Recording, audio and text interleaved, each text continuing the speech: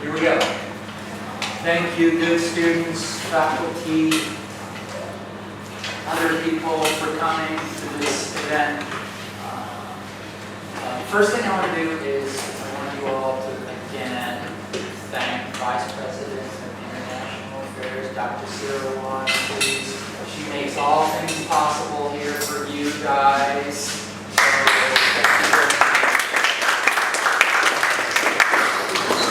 So, and then, before I introduce Paul, I want to, for you guys, a couple of things. And I know you know this, but let me just say this again.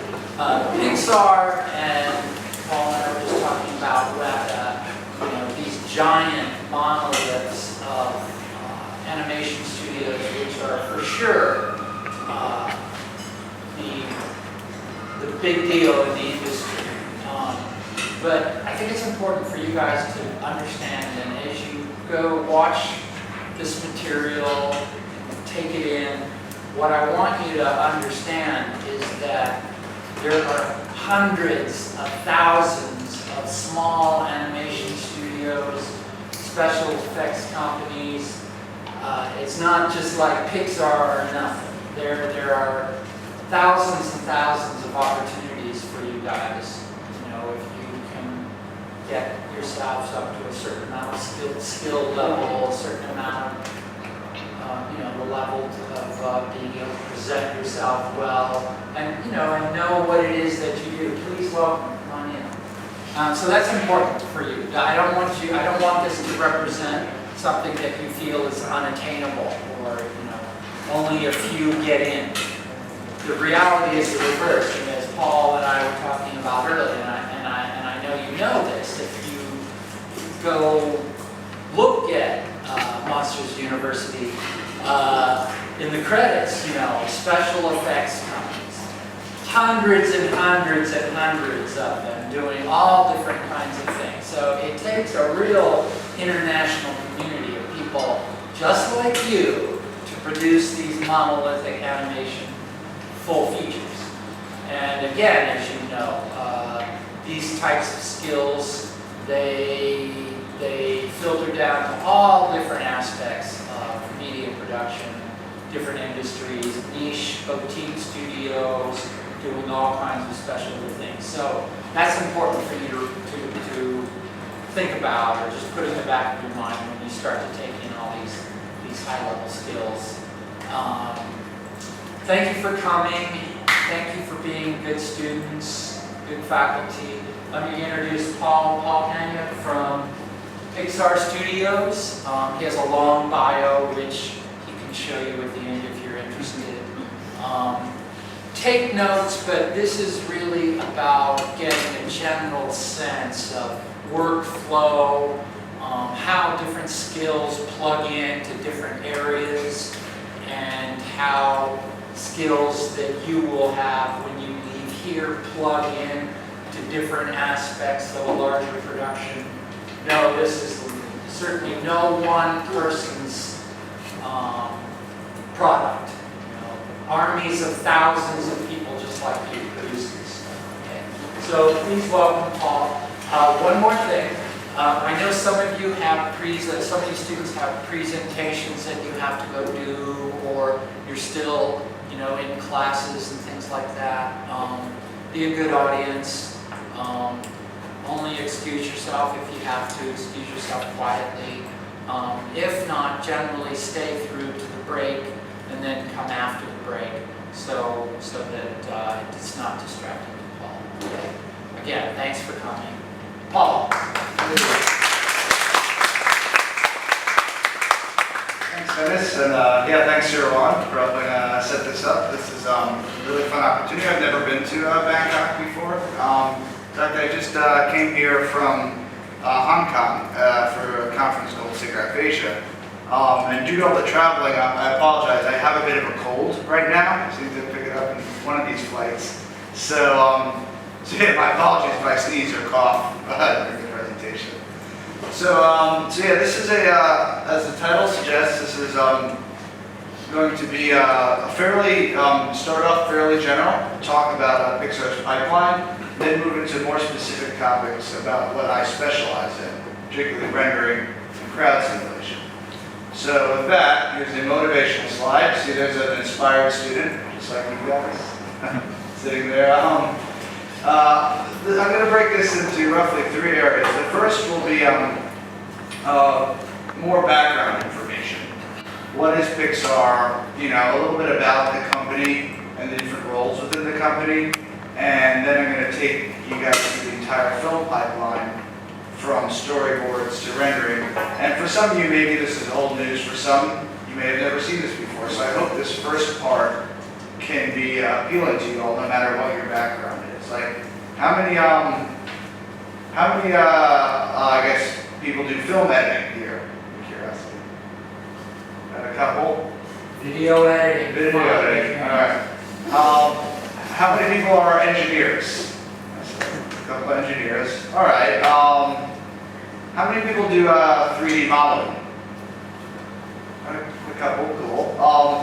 But in general, like I think that you're from all different backgrounds. I think this first part of the presentation should be information you all can take in. Then it's going to get a little geekier, where we're going to talk about rendering and then crowds. Rendering is something that perhaps many of you guys know as pressing a button called render in 3D software. Then an image comes up. I'm going to talk about all the steps that go into it to make that happen, which might seem like perhaps too much information, but I'm hoping by going through this, it'll be a little more eye-opening about what's going on underneath the hood in the software you use, and also help you control it a lot better. So if you have long render times, you'll know what's going on and how to make it better. And crowds is an interesting topic. This is perhaps more of a specialty of mine, but it has to do with when there's too many characters to animate by hand, you need technical tricks to get the job done. I'm going to talk about a bunch of case studies in various PIXAR films, how we did that.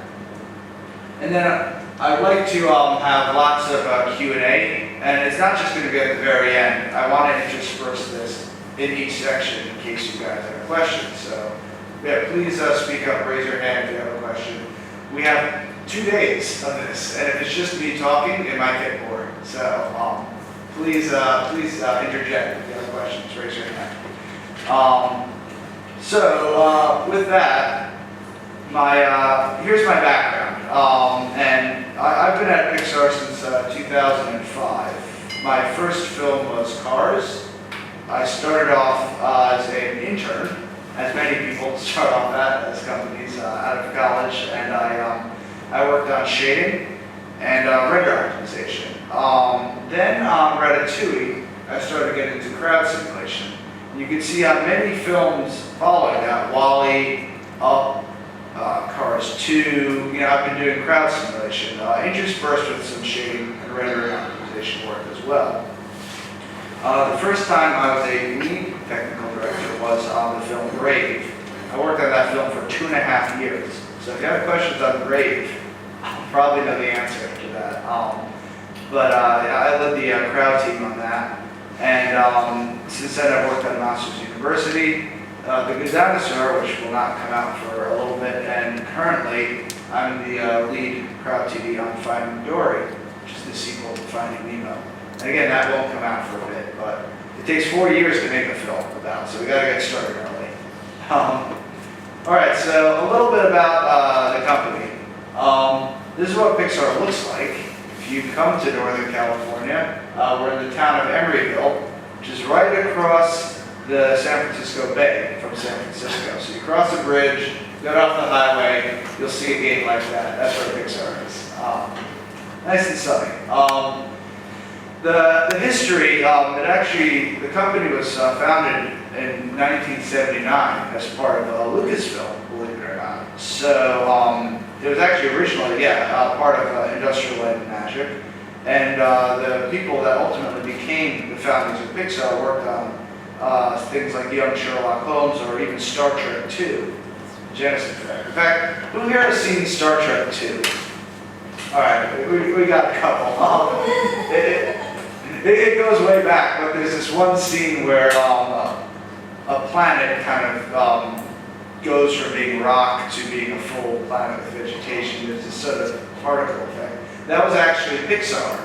Ed Catmull, Alan Ray Smith, Tom Porter, well, the founders originally when they were working as part of Lucasfilm's research group. Then in 1986, Steve Jobs purchased Lucasfilm's computer graphics division and made that PIXAR.